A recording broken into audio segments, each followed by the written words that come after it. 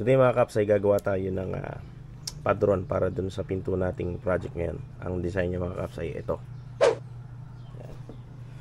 So nag full size na tayo. Ito kasi ay 70.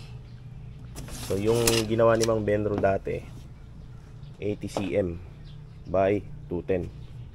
So 80 by 210 standard. Ito yung dating padron.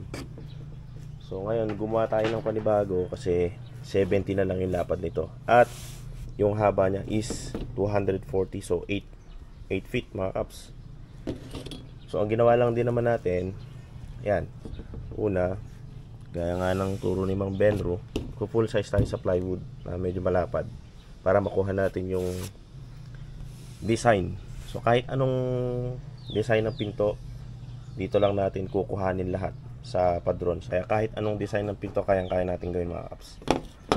Dahil kaya nating i-full size dito sa plywood. So ito na rin yung magsisilbing pinaka-pattern natin mga kaps. Tulad nito. Sumukat lang ako ng 70 cm. And then gumamit tayo ng mahiwagang compass. Yan, DIY na pako. Yan. Yung pa-curve na ito mga kaps ay 3 inches yung lapad niya. Yan. Tapos kukuha tayo ng sentro. Ikukunin mo natin yung 70 kasi meron siyang design dito sa gilid. Yan. So dahil nga makitid yung frame niya o yung largero 5 inches yung lapad. Tapos meron siyang maliit dito sa gilid. Nag-allowance lang tayo. Bali ano to? 2 and 9/16 yung pinaka maliit na frame dito sa gilid. Saka doon tayo kumuha mula dito saka dito 3. Yan, binilugan natin ng yan, pag ganyan. Tapos adjust ulit papunta rito, pako lang din, bilog, kuha, ganun lang, ganun din sa kabila.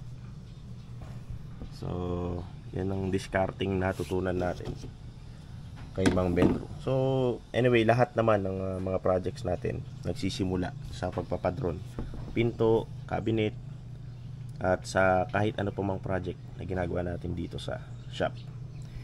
And then ayan, pag nakuha na natin yung pattern na yan, doon na tayo maglalagay ng mga detalye. Katulad na lang ng mitsa. May dugtungan din to mga kaps kasi medyo mahaba itong pagkabilog na to eh. So 2 puto lang to. Yung iba ginagawa dito may lagot. Pero si Mang Benro, ang tinuro niya, ito magkabakam tong dalawa na to. So ibabakam lang siya. Magkapatong siya, tapos half lap joints. Tapos ito nakamit siya. So pagka ginawa natin pattern ito, yan. So pasosobrahan natin ito. Mga unimit siya. Tapos dito naman sa gilid ng frame, unimedya. Yan, para makuha natin yung design na yan. Yan, hindi lang masyadong mapansin. Ayan. Para makuha natin yung design na to.